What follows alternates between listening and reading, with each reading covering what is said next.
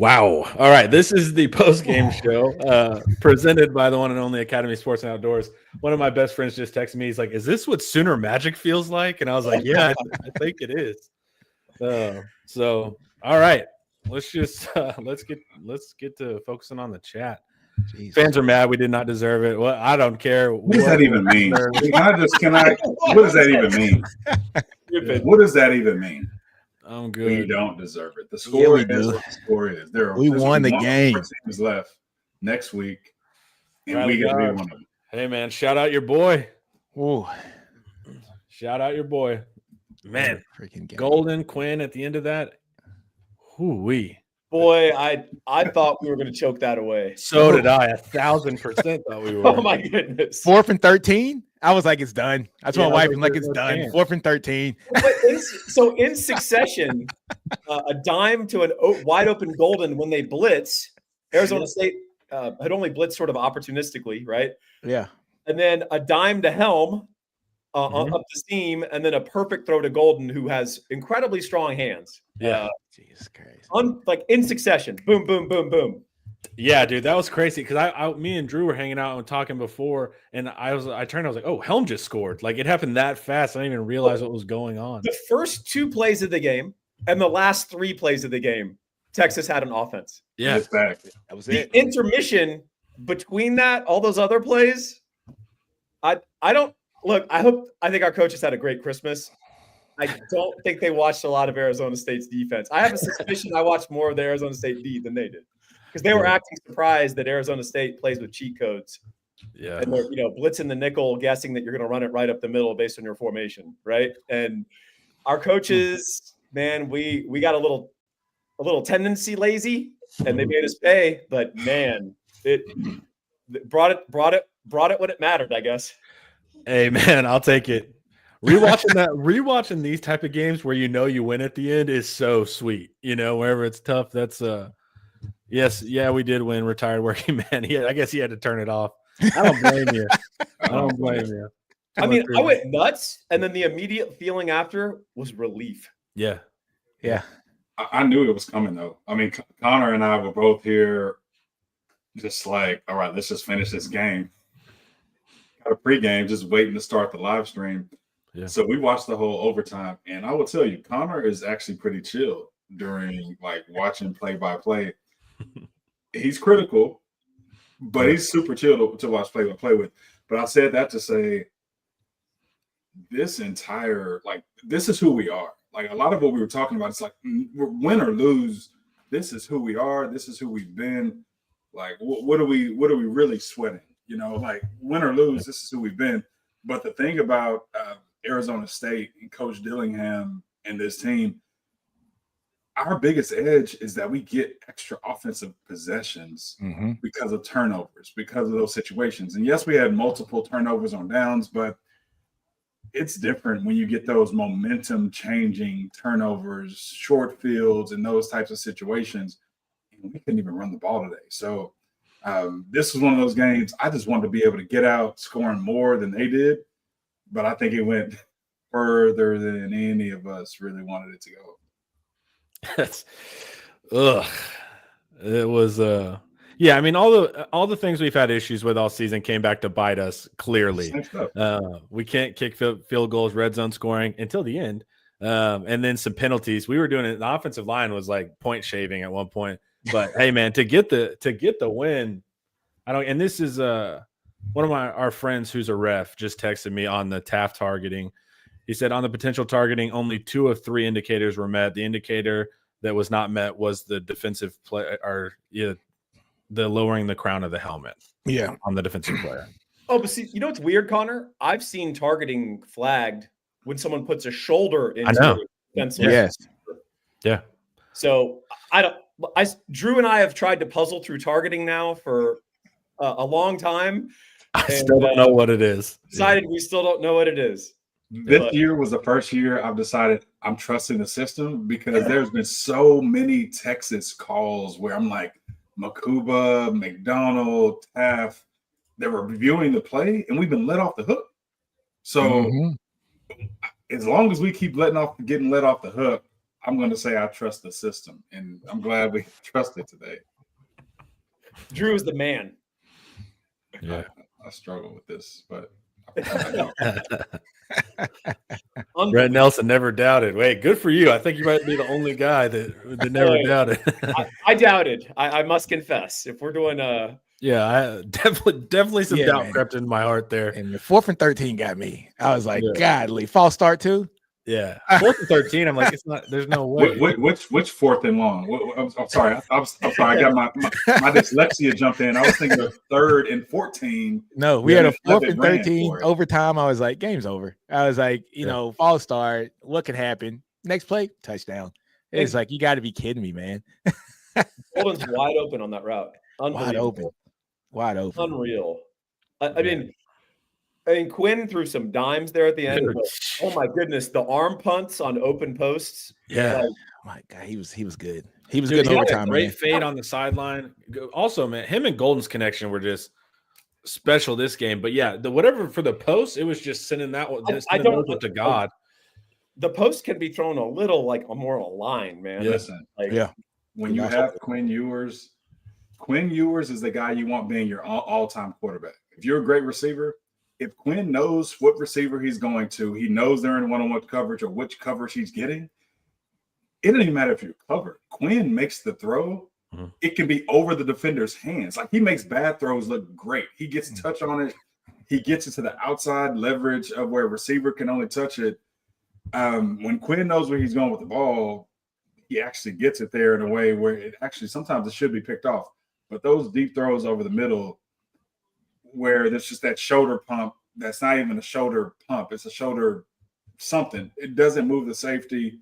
You're literally floating it between two safeties. That's the kind of stuff that kills us, but then he does stuff that he does at the end of the game there just to execute. So Golden was amazing. 7 catches, 149 yards. 49 yards. That guy's got strong hands. Yes. Yeah. Yes. And he can contort his body really well. Yeah, man. The thing about Golden is he doesn't. Oh, here's another thing that's weird about the game, other than the weird 3 rapid succession scores: touchdown, extra point. Yeah. At one point, Gunnar Helm caught a very clutch pass.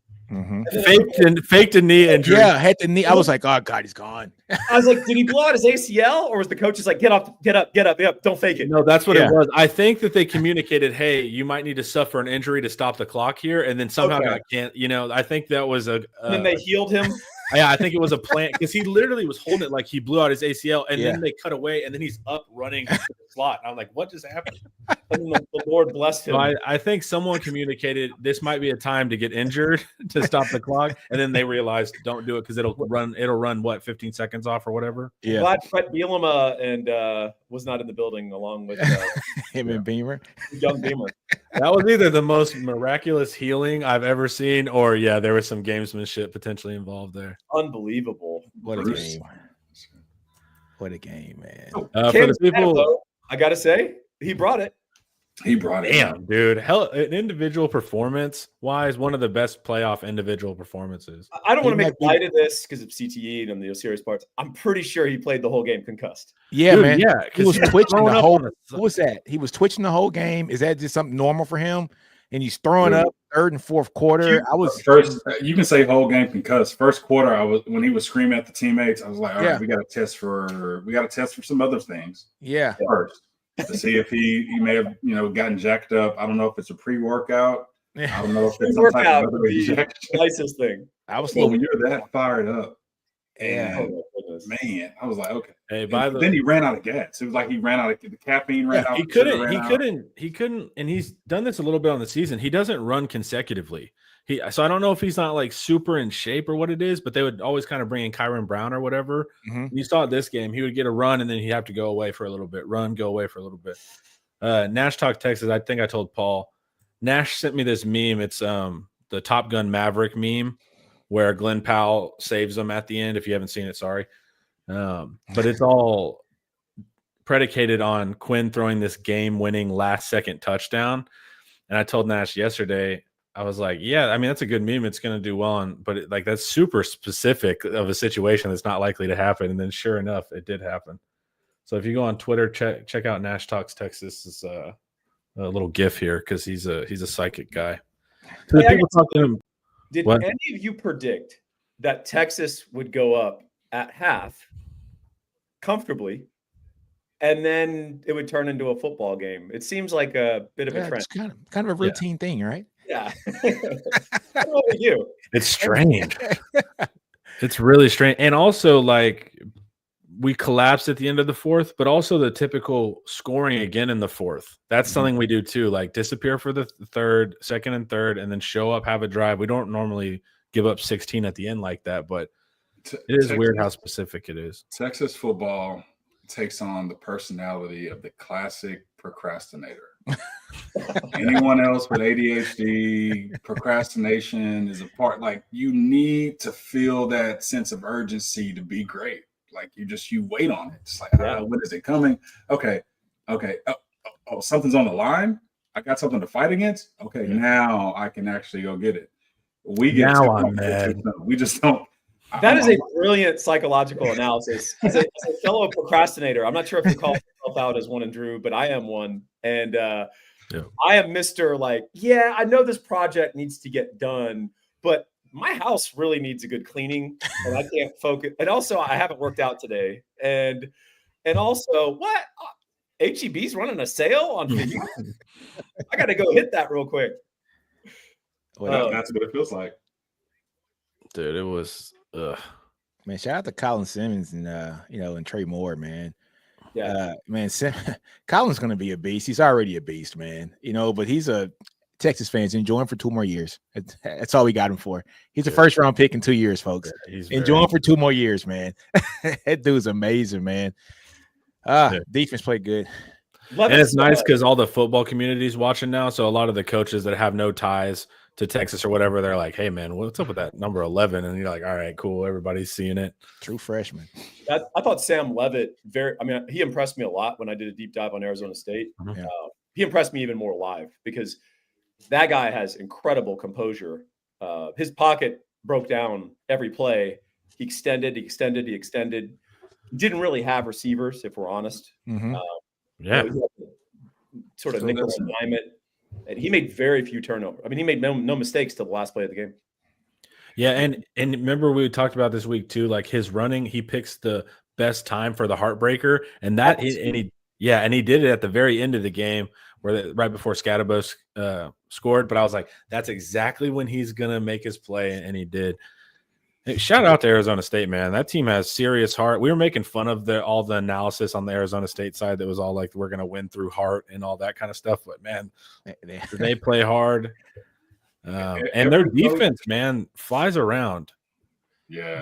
They're very good at being super aggressive and ballsy in high leverage situations. Fake punt, Scadaboo halfback pass. Multiple times we start off on our 2. I'm telling the people I'm watching the game in the room with, we're in a bunch formation. And it's Jarrett Gibson. We're handing the ball off straight up the middle. They are going to fire their safeties and their nickel and try to get a safety because that's Arizona State football. They identify the high leverage situation and they go for it, and they dare you fake that and throw it over the top. They play the odds. We dare you. And that's exactly what they did. And they did it to us over and over and over. And I thought we would have more answers, frankly, for that. Seeing them slant and blitz a linebacker to the offset back and then the guy going late into motion. I even wrote about this in my freaking preview, not to do this. Yeah. And Arizona State slanted right into it. And then when everyone's all befuddled, why can't we get outside zone going? We'll start going pistol next year, Paul. Huh? We'll start going pistol next year. That's right. Brett, the explanation is that he did not use the crown of his helmet. So that's why keeping his face mask up is what saved that play. And that really bummed me out because I thought it was targeting. But I would have been so bummed for Taff because he's had such a great season. I just didn't want that to happen. I don't want any seasons to end like that on anybody, but especially Taff. So I'm glad that wasn't. I thought it was targeting 1,000%, but when they didn't call it, I was like, great. I guess I still don't understand it. All right, let's see. Some people are worried about next week. When next week comes, we will talk about it. Whatever we have, you should be worried about. Like, let's just get that out the way right now. whatever week we have, no matter the week, and this has been going on for weeks, be worried about it. Just go into it worried. Know that we are who we are. Yeah. Great defense. Our offense is going to find a way, one way or another, or maybe not. One difference with this game, though, is that Arizona State, they knew there were margins that had to be won. They knew that they were the inferior team. So there's ways that they went about this game of shortening the game, taking advantages, and trick plays. That's what this game is meant to be. That's what games against Arizona State, this is what they come to. So really talented teams who don't have the skill set necessarily, or the physical skill set, and a talented coach, this is the approach you take. So it doesn't shock me that they ended up this way. What I do appreciate about going into the next round, you have Ohio State, you have Oregon. Every team is going to do what they do. Mm-hmm. They're not going to come and try to recreate or reinvent or leverage you one way or another. They're going to say, what does our good look like against your good? And I think that's where we can shine. So I'm glad we won. We're probably one of the more vulnerable teams to a team like Arizona State in this spot, in this situation, considering we do not run the ball well. We're not kicking field goals well right now. It is what it is. But, next week can be a completely different week. I don't think this week has anything to do with next week. Yeah. And actually, Texas won a battle-tested game. Like, we can say we had a no-kidding battle-tested game that went to the wire, where we had a huge lead, gave up a lead, went to overtime, and everybody's thinking Texas and is multiple fold. lead changes. Multiple lead changes, battle-tested game, go to overtime. Quinn balls out with no running game. I'm getting plenty of texts right now, from a lot of friends right now and a couple former players too. And they're, some like Quinn, some don't. All right. But look, man, we rushed for 53 yards today. Yeah. Right. We rushed for 53 freaking yards on 30 carries. This was a one-dimensional team today. And Quinn came and showed out in the most pivotal moments of the game. When we needed plays, he got us in position to get 2 field goals that we missed. Mm-hmm. And in overtime, what did he do? All he did was ball out and throw touchdowns. Right. So kudos to Quinn, man. He balled his butt out today, man. Give that man his flowers right now. We're on the next week. We're 2 games away, folks, from a national championship.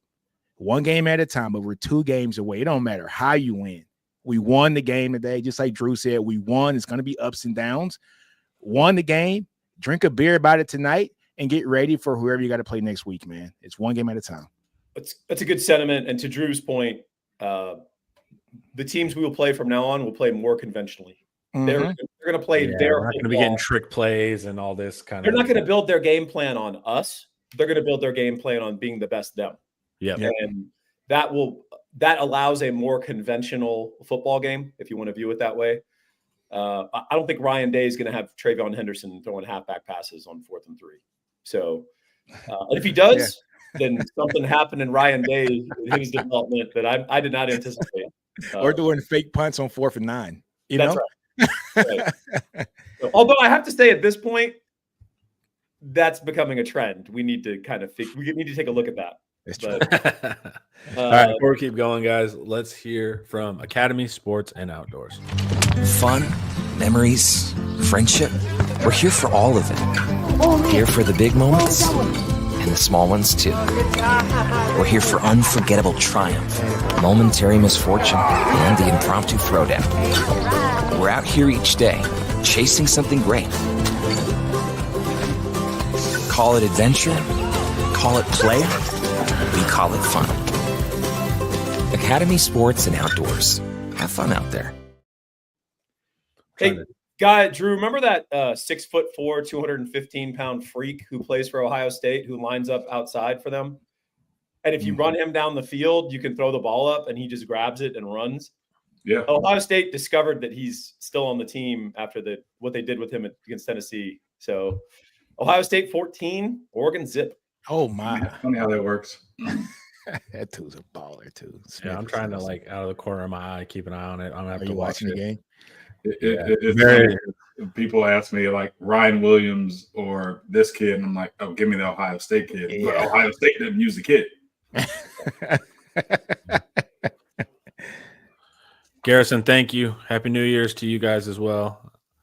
And this made New Year's Day pretty nice. Hey, this game was so thrilling that someone in the chat has thought Ryan Wingo got beat on the halfback pass. That was Manny Muhammad. Wrong 5, baby. Wrong 5. Wrong 5. In football, we have duplicate numbers. He's supposed to be a receiver. That's right. Go up and get Why the ball. would Ryan Wingo be out there? That's outrageous. That's bad coaching. Yeah, he should be. What are they even doing out there? That makes That's no selfish. sense. Vance, whenever you're coaching in those close games, do y'all feel it like that? Do you like know how crazy it is? Respond if you can't. Because the fans definitely feel it. But I wonder if you're in it, you're just like so locked in. Vance mostly speaks in the chat in wisdom and aphorisms. Yeah. He's a fortune cookie. Yeah, he's got the coaching down, man. So sage, man. Heart rate on 1 trillion. Dude, I felt shaky, dude. Like I did not feel well during the end of that. It's I mean, we're great for TV. At the end of the day, as the game was going on, I told Connor this earlier before we jumped on.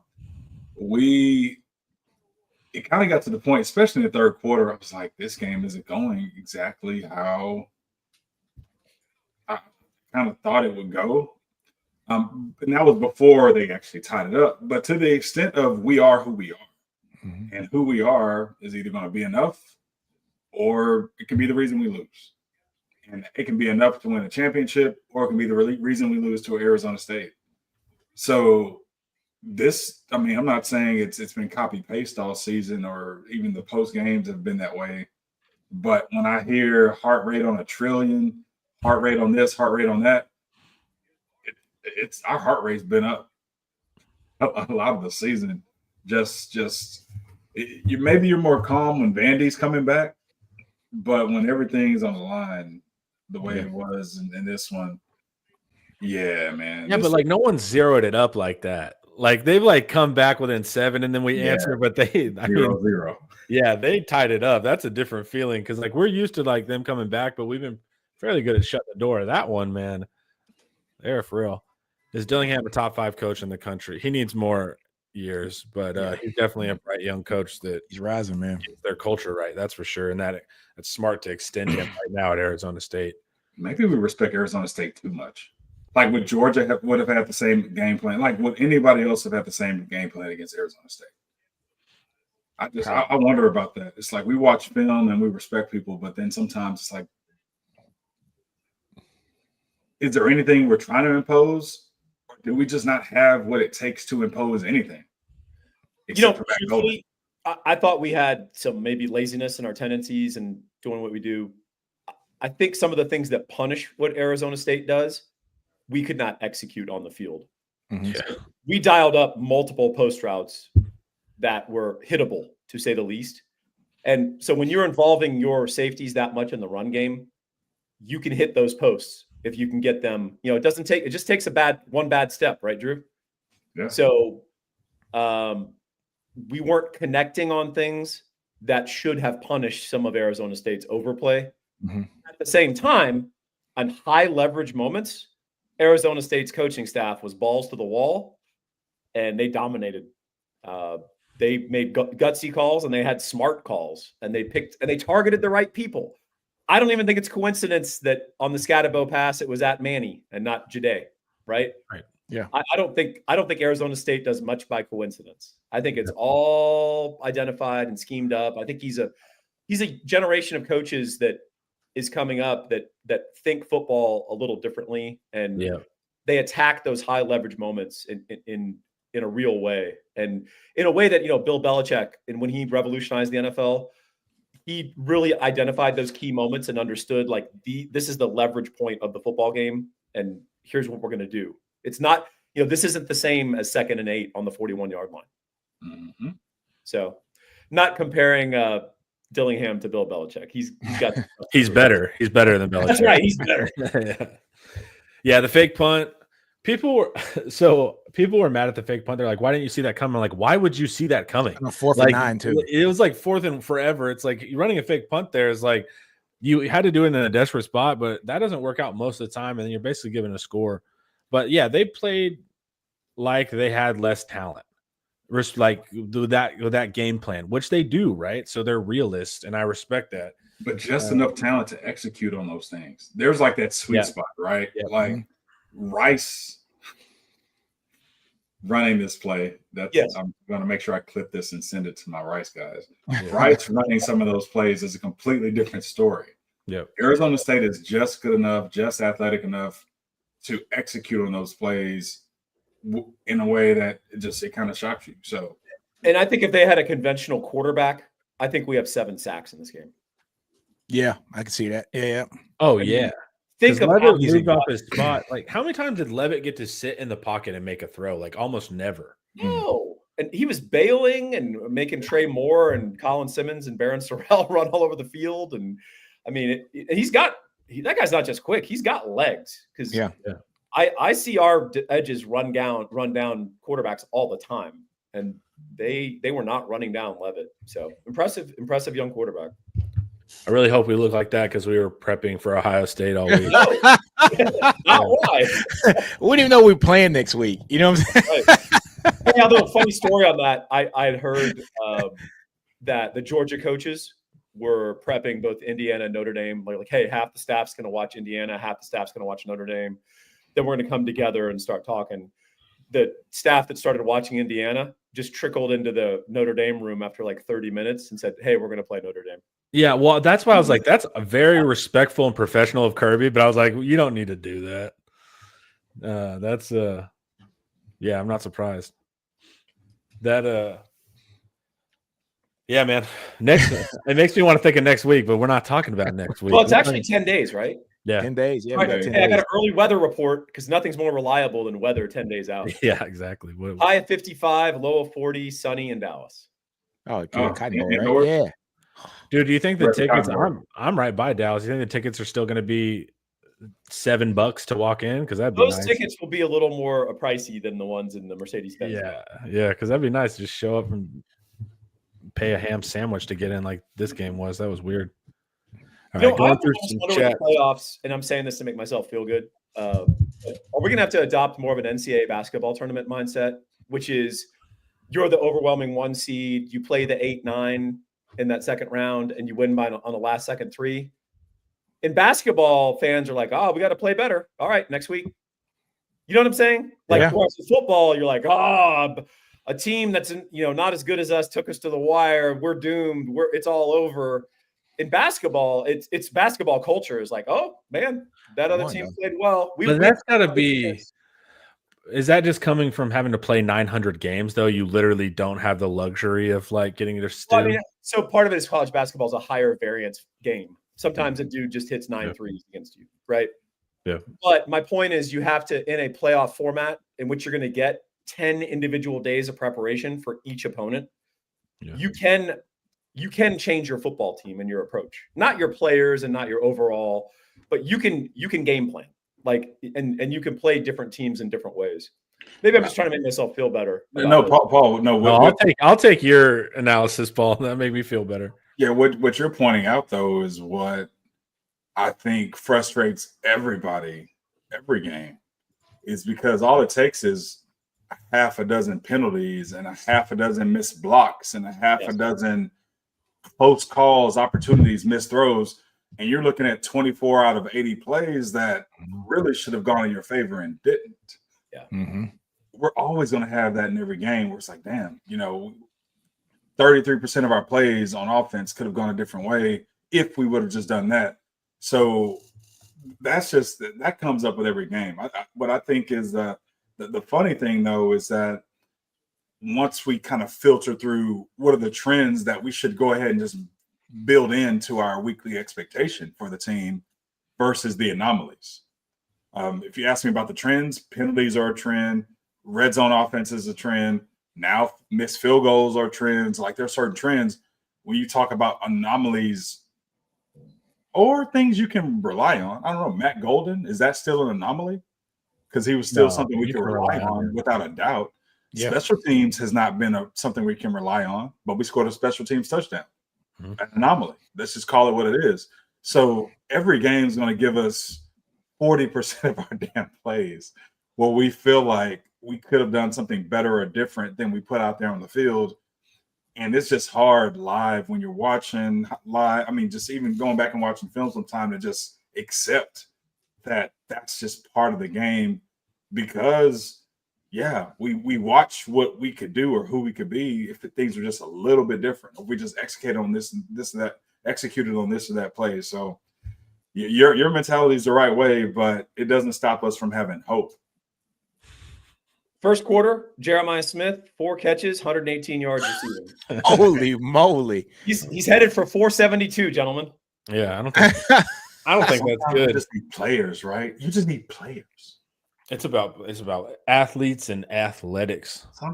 Wow, that's good cliche there, Connor. Yeah, had him Jimmy's and Joe's, baby. Yeah, he wasn't at Kansas State. Yeah. All right, guys.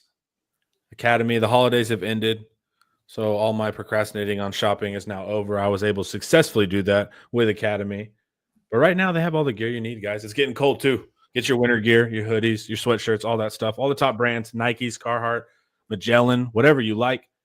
And also, new year, new you, right, guys? You want to get that home gym? That'll be really nice. You can get your weight set, your kettlebells, all that kind of stuff, cardio equipment. And if you like to run outside, your running shoes. As always, the top brands at prices you will love. And Academy makes it easy, guys. You can go in store, you can go online, or even curbside pickup. So you don't have to fight any of your fellow Americans to get all your nice gear that you guys want. So Academy Sports and Outdoors, have fun out there. The official retail sporting goods store of the SEC. Go to Academy, guys. All right. I'm trying to think logically about this game because it was such an emotional high. Yeah, I can't even think of certain plays. I'm just trying to go through what happened. Yeah. Right. Like Levitt running the ball on 3rd and 14, and he gets a first down with his legs. I'm just like, come on, man. It's just so many different things happening in this game. Trey Weiser not being able to run the ball. Cal Floods, he swaps out Campbell with Hudson a lot throughout the game. Yeah, too, right? So it's just like, what's going on here? It's just, I don't know. It's so many small things that happen, but we won, right? And so it just kind of overrides right now. These are teachable moments, because next week we play probably Ohio State next week. So this, so these are nice moments that I can teach from. It'd been a whole lot different losing the game, but I can say, hey guys, we won the game, but this is where you screwed up at, right? Next week he's going to kill you, all right? So yeah, man, I'm just on a high right now, dude. Yeah, you want to know? It's funny you say that too, Nino, because I think I forget. I'm so used to like dumping the previous play. Yeah. I'm so used to the play happens, it's done. There are so many, and I'm on Twitter when I'm watching these games. I'm on the message boards when I'm watching these games. There are people holding on to plays from 5, 10, 15 plays ago. And my brain has already moved on. I flushed it. So I get to the game, and I'm like 39-31. We won. That's all I care about. I can't even process everything. But there are people still processing plays from the second and first quarter. So I get the emotional. This is probably one of the few games in a while where I felt like I understood from a fan base perspective the highs and the lows, because I was just trying to dump every play as it kept coming through and filtering through. Yet people are like, Quinn sucks. Matt Golden is not going to be here. We're going to be great. Like it was all across the board. The emotions were ranging this game for sure. I will have to say a group that Drew used to belong to before he was upgraded, ate too much at the training table. The DBs on standard passing downs were fantastic in this game. Yeah. Sam Levitt was 24 of 46 for 222 yards. That's less than 5 yards per pass attempt. Yeah. Less than 10 yards per completion. Almost at 50%. That's standard. I'm not talking about the Scattaboo halfback pass. Right. I'm not talking about the special teams pass, which counts against our passing yards. I'm talking about on standard throwing downs. The Texas secondary came to ball. They played a excellent game, and the few bad plays they had, they immediately dumped it and went and made a play. Exactly. Including the last play of the game for Andrew Makuba. Thank God the portal goes both ways, Dabo. Dude, Makuba's been such a huge addition, man. Like, man, that was a huge grab. You guys want to know a cool fun fact too? Texas is the first team in college football history to win all 6 New Year's Six bowls. Oh wow. Yeah. So is that true? Yeah, according to SEC Network, the only source of news. It's our prop up. But the first team to win all 6 of the New Year's Bowls. So you would think somebody else would have had to have done it, but guess not. We've been around for a while. We've been around a while. They've been good for a while. Not being physical on offense is a screw up. I agree. Quinn did a good job. There were some parts of the offense that I felt like we were being a little bit meek. Like they would in the run game, they would, get us with no gain. We'd get up with our eyes kind of averted. And Arizona State would be kind of chirping at us. So there's a couple times where I was like, our body language just wasn't great on offense. Yeah. Hey, does anyone have any beat on the constant offsides penalties on the offensive line, especially in the second half? So I thought it was because of hyper motion, like a motion offense, but most of them weren't motion. There wasn't any motion going on. And it was distributed. Cole Hudson got a bunch. Mhm. Got one. Banks had one uncharacteristically. I think so Banks got one. Connor got one too as well. Gooseby got one, and I think Hudson had 2. Yeah, he had 2. Yeah. So, what's going on there? It's all year though. I don't know what's going on there. I thought it was motion, right? Because in your periphery, you're constantly seeing people move, and also you're probably making an end move when he sees the movement, and it's making you move. But I don't know what it is because it wasn't attached to a bunch of motion, but it's been all year. Is it? I think I don't know. My sentiment is when we're a confident offense, when we know we can get off the ball and run well, when we know we can pass block well, regardless of when we snap it, we're fine. Yeah. When we lack confidence, when we lack the ability to get off, when we lack the ability or feel the confidence of being able to block or pass block or get in our blocks, if a defensive player flinches and we flinch too, for me, that symbolizes lack of confidence, lack of just being resolute. Because you'll just sit in there when someone flinches if you know what you're doing and you know you can execute it. Not worried about getting beat, right? You're not worried about it. So there's an element there. That's the only way I can connect those dots. Is there's just a lack of certainty on either not necessarily what we're doing, how we're going to go about it. You have guys in motion every play or damn near every play. Your assignments may change once guys motion and guys shift, or maybe they may not shift. So it's just there's a lot of things there that I just feel like come with a more complex offense, but also come with a lack of just certainty of and just conviction. What am I doing this play? Who am I going to go knock out when the ball moves and not a second sooner? Yeah. I don't know how you fix it because we're halfway through the playoffs. But it's all and it's like we have 2 games left. There's no way to fix it. We're throwing every job open, guys. Yeah, we're starting over. We're gonna do that one. Remember when we do that like after every OU? Yeah. There was a period when we were not winning that game, and there's like every job's open. We're starting over. It's like, oh god. I like you guys. You talk about my comments, Coach. It's all right, trying to actually give real analysis here. Besides just, oh, wow. I got to make a comment about this to talk about people. What? You got to know your history. And this is why being a part of Texas and its traditions is so awesome, right?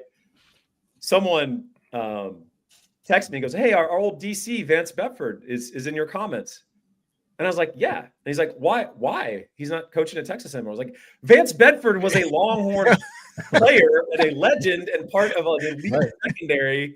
Like long before Earl Thomas, there was Johnny Johnson, and he was a player coach and fan. He's Vance Bedford is a guy lifetime Longhorn, literally lifetime Longhorn. He's part of an elite defense and an elite secondary who played with like incredible Jerry Gray, like dudes like that. And so I was like, you gotta like. You're telling on yourself when you send me stuff like this. Like that's embarrassing. You should know this. And he was like, oh, okay, sorry. It's like my bad. I knew about VB as a player long before he was coaching. Well, long before he was coaching at Texas for sure. But I mean, a DB is a DB. Like what it's like being a DB. So I was one of the people who like, oh, VB is going to be a DC at Texas. Like, okay, let's see what he can do. But having him involved here is real cool because he's one of those legends. I knew he doesn't even know me. He doesn't know that I know him, but much respect. and all his comments are helpful here too, because and his caps lock button is broken. So we're all going to pitch in with super chats, and we're going to buy him a new caps lock button. He's excited on the field, man. He brings that energy day in and day out. Man, trying to see what it's 17-0 now, Oregon. Wow. It's hard to beat a team twice, just whatever that nonsense is. We got some upset Arizona State fans. Hey, they can be mad all they want. Hey, man. Great game, though. Yeah. Hey, man, look, I was hating on Scatterboo earlier. But look at this, man. 38 touches. He almost won the game single. 38 touches, 284 yards, and 3 touchdowns. I also don't know if he's seeing straight, which makes it even more incredible. Like he's in a dream state. He's in a dream state. He doesn't even know if the game happened. He needs to sit in the dark room for 24 hours. All you need is north-south. He just needs to know what north-south is. That's he doesn't it. have to see anything. He was amazing. He has a little compass in his body that just points him. He's also calling him a weeble wobble is absolutely accurate. In my preview. It was not disrespectful. Yeah. That dude's ability to run while low is his pads were 18 inches off the ground sometimes, and he's still running forward. That's crazy. Crazy. How tall is he? Is he 5'9", 5'10"? They claim 5'11". That dude's 5'9". He's 5'9". Dude, he's hey man, shout out to you, Scatterboo, man. Like, honestly, you might be the best running back in the nation just from a pure number standpoint. What do you have? 1,600 yards rushing this year, 500 yards receiving. First player to do this since Reggie Bush. He can play quarterback too, dude. He can also line up on the outside and run fades. Hey man, he could hit a post. Yeah, I was like, dude, what is going on? He's single-handedly. I did not know your game, brother. You're all right with me. Yeah, he overlapping separate concussions. Yeah, dude had 99 yards receiving today, man. And a pre-workout. That's true. Dude, he literally almost single-handedly won that game. That was crazy. What a funny player. But the name makes it even better. If his name was John Smith, it wouldn't be as funny. Yeah, but Scatterboo. Yeah. He did all that in the second half mainly. But like I said, respect to Levitt because they literally didn't have wide receivers. Yeah. No. They just, hell of a scheme, hell of a game plan. To even stay relevant like that is impressive coaching work by all of them, Arroyo and Dillingham. All right. He almost had a Chris Brown 2001. Don't remind 2001 season. Yeah. That's when Sid B got hurt, right? Him and Mike Williams. Right? They both got pulled from the game. They got hurt that one play. And they ran into each other. Ran into each other, man. I blocked out so much of that game. Yeah. Chris Brown he killed it that game. What do we do about the kicking game, fellas? Don't kick. But truthfully, that's what we're getting now. It's like, dude, you got to go for it. I was bitching in our game thread, our YouTube comments, don't put this on the kicker. Don't put this on the kicker. Yeah.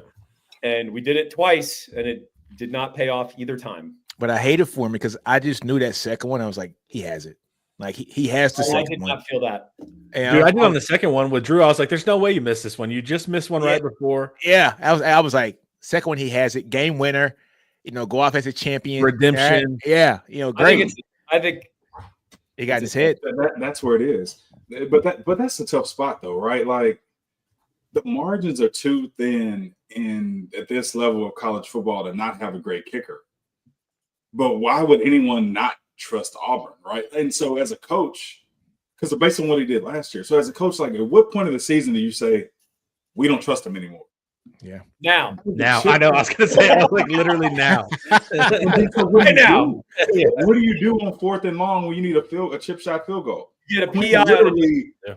Quinn unathletically tries to dive to the middle of the field to position you to kick the ball. They're trying to accommodate. The orientation on the hash was the funniest thing I've ever seen. I thought Quinn fumbled because Quinn literally when he lunged out. Yeah, I was like, it was a high pressure moment, and I burst out laughing at the futility of that. Yeah, you gotta keep kicking, man. What are you supposed to do? They literally teed it up for him. Also, he missed left. By the way, Yeah. So if they would have kept it on that hash, On that right hash, he makes it. we actually might have got it. The funniest thing is the second kick, Sark does the face-to-face, like, son, I believe in you. You've got this. Yeah. He has a great look on his face. The minute Auburn turns to run out, Sark's face went white. And he just looks so nervous. He's like, I didn't believe anything I just said. He's like, Lord, I pray this boy makes this. That's what Vance. You're going to make this play. You were made for this. We know you're going to do it. The minute I turn, he's like, yeah. Well, Vance said right here, why did Sark talk to that kid? You do not do that. I guess it's like pitching a no-hitter. You don't mention it. There's some football rules you're supposed to follow. But but Dillingham followed those rules and Sark didn't. Yeah. Dillingham did not have his kicking situation buttoned up today, but he didn't go out and give a pep talk before each kick. Dillingham respected the football gods more. Is that what you're saying? You got to respect the game. Yeah. He laid a proper sacrifice at the altar. Well, also, they don't trust their kicker at all either. That's part of the reason why they're so aggressive. And you saw them get blocked. Like the one time they tried to do it, they were like, all right, that's what we get. Like, all right, we're going to scataboo, throw a post. So it's like that's the big thing too, is I don't know what you do there. You just can't let it come down to that. But yeah, I don't know what you in the Texas future. should always have a kicker. And we thought we had one, and it just hadn't panned out. We had the record for field goals last year. Like no one has more live game reps too, This year it's been total opposite this year. Hey, Isaiah Bond, clearly out there as a decoy. Yeah. Is there any hope this guy gets right? It's not his fault that I'm not blaming him. Yeah. I'm just like, and you're right. Like I hope he gets right, but at this point, I don't know if there's any point in forcing him. We just can't find a way to give him the ball. And then the one play where I actually do notice we're floating it. It's a bad thing on another team. Yeah. Basically, Bond's just being used as a chess piece to open up second and third underneath reads. Yeah. Oh man, I don't know. I'd say about tied right now. McCoover and Golden. It does show you that the importance of building out your team on high school recruiting, but you better supplement with the portal. Because exactly. Without those two guys, we don't win this game. You'd be in a different spot. Yeah. Man, Golden's been godsend these last 6 games. He stepped up big time, man. He's our leading guy now, right? I mean, he's stepped up big time, man. He's just been that guy. Great hands, man. He's not great at anything. He's just very good at everything, right? He's gonna have a long career, man. Ohio State 24-0. I'm gonna leave Jeremiah Smith wide open. What? 24-0? Jeremiah Smith wide open, 24-0 now. Oh my God. It's gonna be bad. I'm actually looking forward to this. You want this though. If you're playing Ohio State, you want this kind of light work game prior. I want them to do what they do. That's all I want. Just plow the number one team. Yeah, Jeremiah Smith got 161 yards receiving, and then we got 10 minutes in the second quarter. He's man, he's pretty good. They're gonna have to rest their starters in the second half. They keep this up, dude.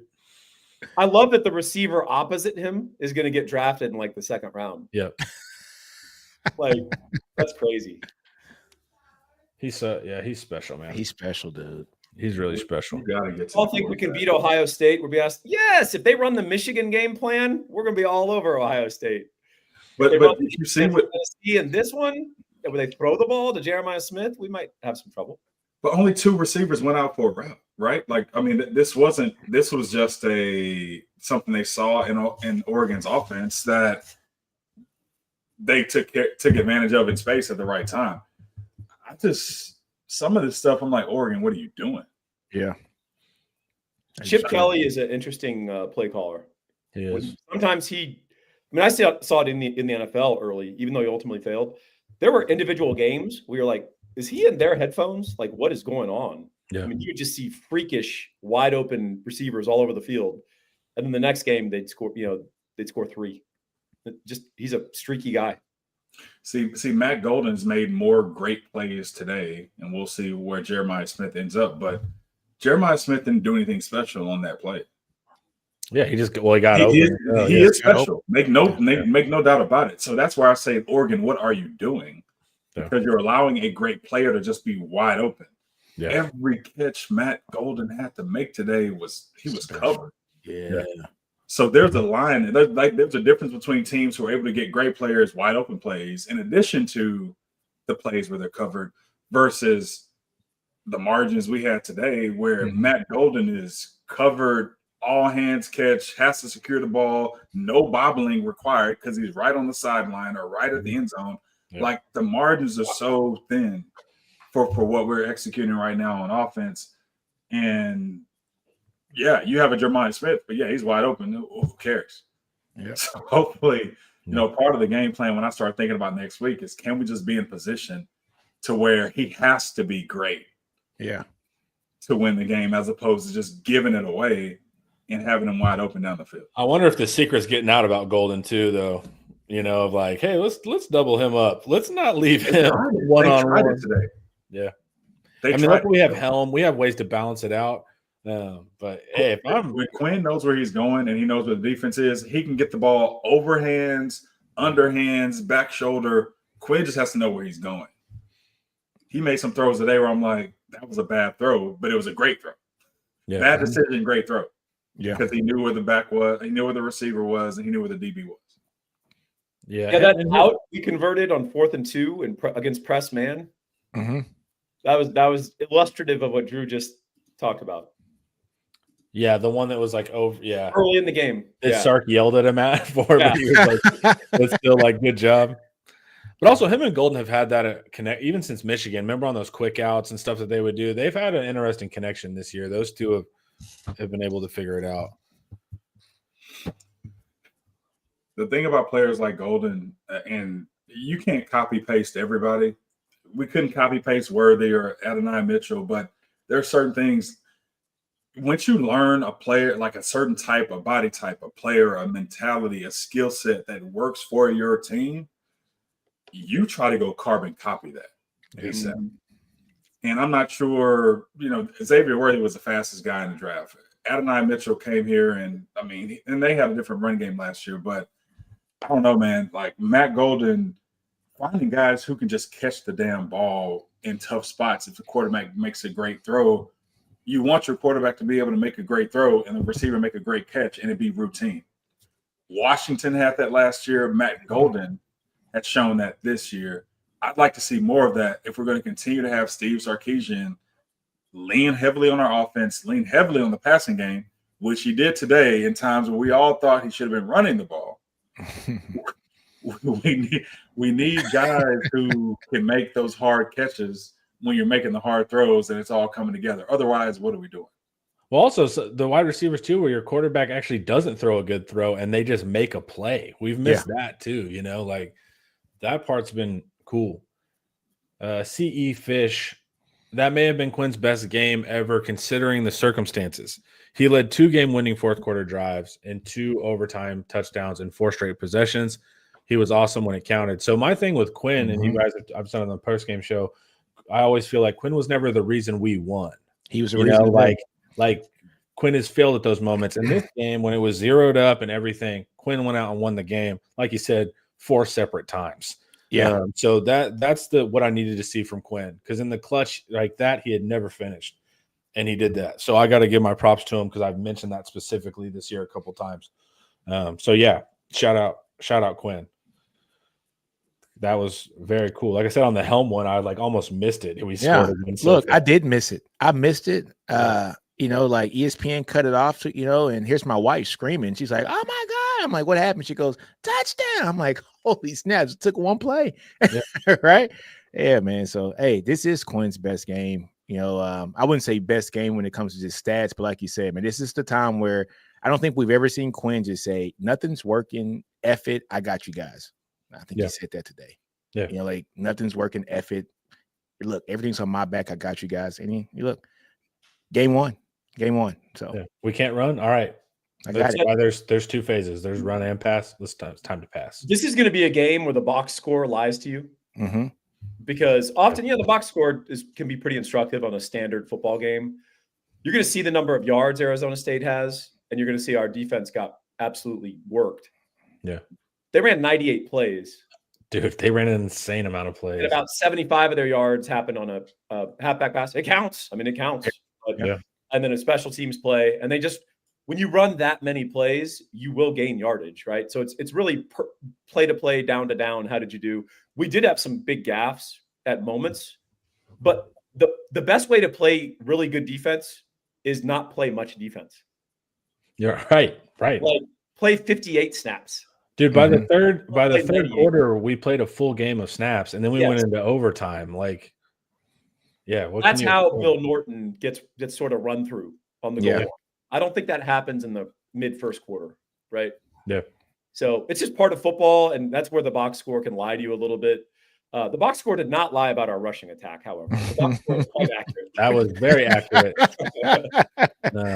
Well, also, dude, the D-line was exhausted because Levitt wouldn't let them get sacks. They were having to sprint after him. Like, they were having to do wind sprints, every third play. And so that also tired us out because Levitt's got some wheels, man. Ability to move, man. Because, like, part of the things, like, Levitt hasn't seen this level of pass rush, and he hadn't. And it made him move off his spot all the time, so he wasn't used to that. But he handled it as far as being an athlete, man. Man, hope they don't make it next year. He's going to be a good player, man. He is, man. I was kind of teased early in the game. I teased on Twitter, like, I think Levitt reminded me of Johnny Football. And then later on, I was like, Levitt might remind me of VY looking at this 10. Just, he can escape. He can buy time. Now it's a matter of what is he going to do in this offseason to make the throws and get the ball to a receiver. They missed a receiver today. So there's some things there I'm sure Levitt, Arizona State, and this team are feeling like they left on the table or just didn't have enough of that will make a difference. This is not the team, the culture, and I have no fear of Arizona State. But what I'm saying is moving forward, Arizona State they just extended their coach. They're serious about football. They're going to invest in NIL. And now they have a great data set of what worked and what didn't work against a team that's elite, a team that didn't even play perfect but still beat you. Yeah. That's what Arizona State has to go back and watch film on. What did we not do? What don't we have? And what can we get? And so this was a huge game for them. And he's a quarterback that I think, at least from an athleticism, escapability standpoint, puts them in any game. Yeah, and he's confident. Say this: if the NCAA keeps losing cases, Scattaboo might find more eligibility, and he'll start working towards his doctorate. How many years he been in now? So what, 5 years, 6 years? He seems like a scholar, just like his vibe says. Oh yes.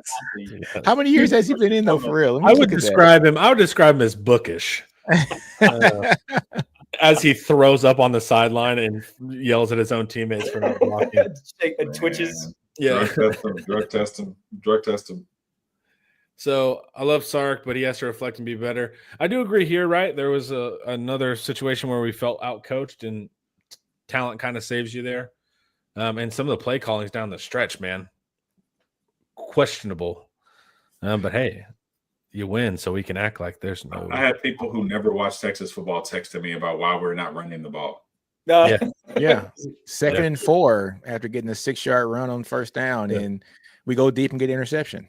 Right, like that was a time where we should be milking clock because we had it going. And I was like, yeah, man, we're gonna like finally do what Texas does. 4th quarter, milk the clock, do what we do, and didn't happen. I also, by the way, I get personally offended people in my orbit who might watch this. Don't text me about why is Arizona State jumping everything. I was like, I wrote 37 different previews explaining to you that Arizona State jumps everything. Yeah. And they tendencies, and they guess. Yeah. And they're good guesses, by the way. And they're like, whoa, they're just jumping. And it's like, yeah, I told you that. Yeah. Like, why are you acting like this is novel information? Yeah, but our friends don't actually read or watch. They just text us. They just text us directly to be like, who do you think's going to win? Know I'm involved in some way, and so they text me their opinions to get validation. 31-0. Holy moly. Yeah. I think, I'm not trying to go out on a limb. I love it. I think Ohio State could win this game. Yeah. Dude, they got 8 minutes left in the second. They're going to literally rest their starters versus Oregon at this rate. Oh, man. My stepdad's from Ohio. He's from Cleveland. All right. And so he's a big Ohio State fan, him and my stepsister. So I won't be talking to them all week. You know what I'm saying? So, you know, every bowl game and every playoff result proves conference dominance. Yeah. Right. Yeah.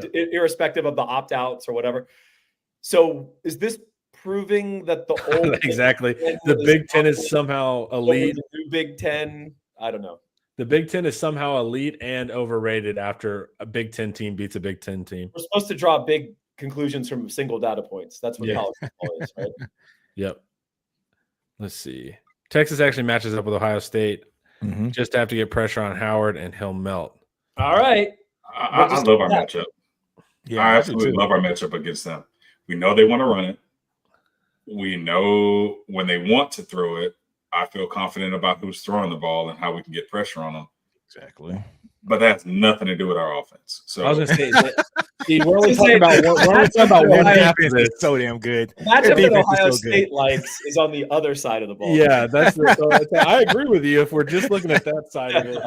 Sorry, guys, I got caught up on one side of the ball. Yeah. Their defense is so damn their good. defense versus our offense, man. No, we'll see. That'll be the trick. All right, fellas. Any last word? I can't wait. I gotta finish this game. I'm gonna rewatch that bad boy. Yeah, man. I'm ready to rewatch this one. Get able to watch it without fear now. I don't know if I'm gonna be able to rewatch it and make sense of it. Yeah, that's true. Yeah, I don't know how there's much to glean besides just Usually, I mean, like this wrap up or whether we write our individual reviews, you kind of have a theme of the game and hey, the game turned at this point, or the game turned 37 different times. Right. Like, it was the first 2 passes of the game and the last 3 passes of the game. And then a bunch of stuff happened in between. Yeah. All right. We survived, though. That's all that matters. We won, baby. Yeah. 2 more wins, baby. 2 more games. So, Final Four. Good stuff. 2 consecutive years. Sark is in the Final Four. I like it. That's big time. Where you want to be. All right, fans, chatters, thank you for being here. Of course, Drew, Nick, Paul, thank you. This was the Inside Texas postgame show brought to you by Academy Sports and Outdoors.